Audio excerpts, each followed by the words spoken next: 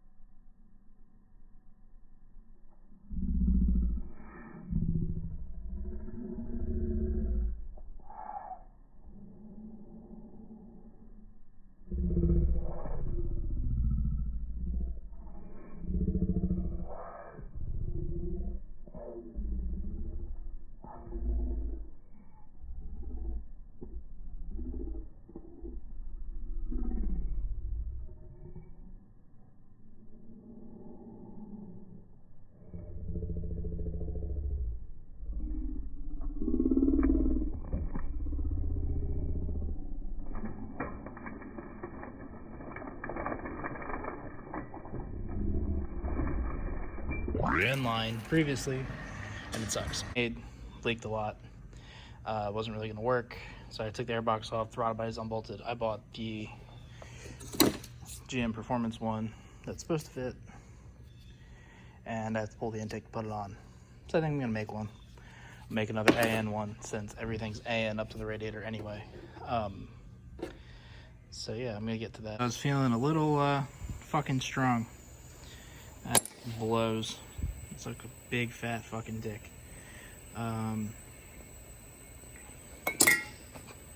Yeah, that just made this 10 times harder. So you just have to kind of keep moving. So I have this side mocked up right there. Got the T. I put it straight on the line to kind of figure out the routing, because we can't route it the same way it was before. The clearance on that side is way too tight. Before we ran it down that little crevice right there and under the throttle body, this one's going to go forward and under the airbox and somehow not in the belt. So that's going to be fun, and I might just end up pulling the intake to put these other fucking ones on, but I guess we'll see. So we'll see if we have better luck with this one. Kind of where the big problem is I only have 4 -4 fittings, and we need exactly, I want to say 4 to finish this project. We definitely need 4 because I have to remake the line to the radiator. So yeah, I guess we're gonna have to leave it open, because that beats pulling the intake until I can get another -490, and maybe I can get one from somewhere other than Summit, or maybe get one that's not a Summit brand, and maybe it'll hold up. I mean, I was using this dinky ass AN wrench, so I don't know how exactly that happened, but blame the 200-pound gorilla on the other side of the camera. I call that a success. Now we just need to get it back into under the throttle body.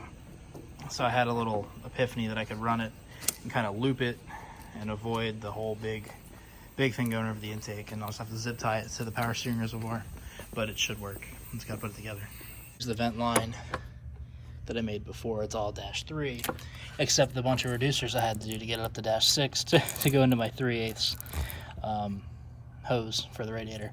So I'm going to take it apart here at the -3, but I have a feeling I'm still going to be 1 fitting short. So I thought I had this going to -4 and then to -6, but I was wrong. I went 3 to 6 to 3/8. So I was kind of fucked anyway, I guess. I have to get a reducer. So I guess I have to make a Rush Summit order again. Oh well, it sucks though. So with my habit of buying everything all the time and never using it, I found a -6 straight, right? I have a -6 to -3 adapter over there. Well, I also found a -3 to -4 adapter, and then this -4 to -6. So I can make that work, I think. It ain't gonna be pretty, but at this point, I don't care about pretty. I just want it not to fucking leak. And apparently that's too much to ask. And what's here? -4 to -3 reducing nut. No, I guess that wouldn't work either. Wait, that could work. Ooh. No, I don't know. I gotta think. Original vent line. So what I can do is I can put that reducing nut there, and then I put this straight in my pocket. Shit. This reducing nut can go right on top of that T there, and which is -4. Then I can take this stud other end off and just run that the way it was before. So I keep the 90, it's smaller and it's not ugly, because what I was gonna have to do, since I only really had straights, was run it like straight up, kind of like that, and bend it down and over there, which really I don't think would look that bad either. But this gives me a little more control, so I'm gonna do that now, I guess. All right, so here it is all mocked up. We got that T down there. That, as you can see, is very tall, but I think it's still taller than the -490 would have been. And then we have the vent going to the radiator, and I'll have to just cable tie that there. That doesn't look too bad. I kind of want to go under the dipstick, but we'll see how that works out. Ain't too bad. And yeah, so I just got to take it all apart again, clean it all up, apply some RTV, put the gaskets in, and then put the throttle body back on and put the intake back on, the Vari-Ram at least. And then from there, I have one other thing to do today, which I can kind of show. So the stock LS6 throttle body vents to, or the PCV vents to the throttle body, or breathes from the throttle body, I guess I'm trying to say. The Nick Williams 102 doesn't have a provision for it to breathe from there, and the C6s, the Gen 4 cars, you know, that the throttle body is really for, they have a little breather in the intake, in the airbox. Mine didn't have that. So I put a hole in a coupler, and I put a fitting in there, but I didn't really like it. And I ran this line here with a reducer, and I got some better fittings, just vacuum tees, that we got to put together on there. Maybe I'll even do an AN PCV line just because it would look cool, and I have leftovers. We'll see. So this side's all buttoned up, nice and tight, and I just got to do that side and check on my my cable running, line running, plumbing, I guess is the word, to make sure I'm not gonna like hit anything. But I think we're good. And I just gotta take this side back off, tighten the elbow up, make sure that's all good, clean the surface and bolt it back down. Hope for the best. I guess what I forgot to mention is basically what I'm suspecting is, since these are aftermarket head castings, the surface on the head, I guess I can show you. So basically, what I'm thinking is this surface here on the new head isn't actually flat. So here's the old one, and I'll explain why I didn't like these, besides the fact that they leak in a minute, but they go on like this. And I'm thinking maybe this isn't perfectly flat, so even when it's bolted down, it still seeps from underneath. So that's what was going on. So then my other hypothesis is kind of this. So this is the old crossover. As you can see, this part slides into this part. And it's hard to do one-handed, but they snap together like so. But that's it, and they fall off relatively easily. So kind of what I'm thinking is they weren't supplying the correct clamping force to seal the O-ring at the bottom of this against the head.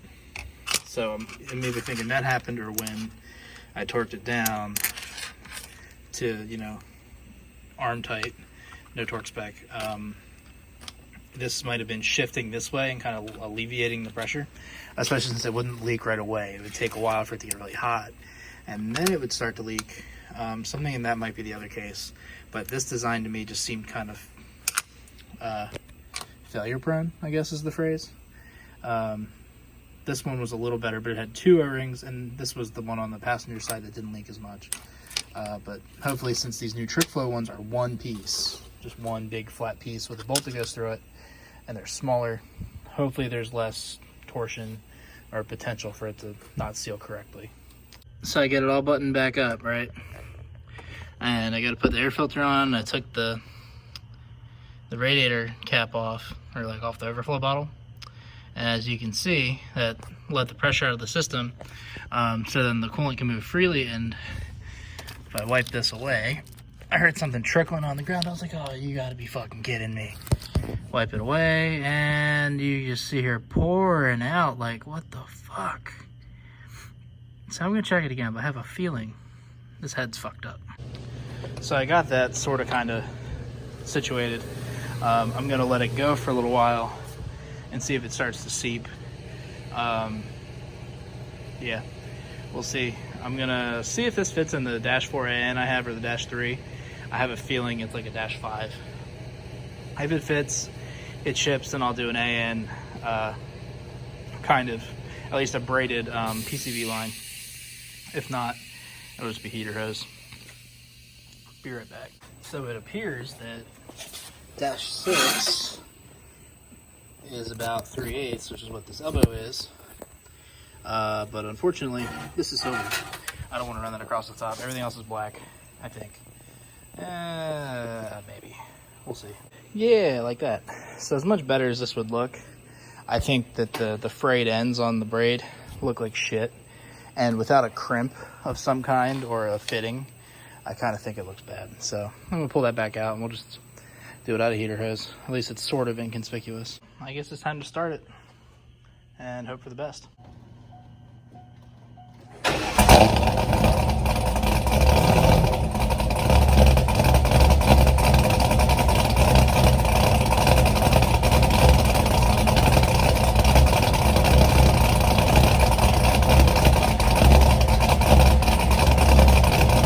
Really did not expect it to start that easy.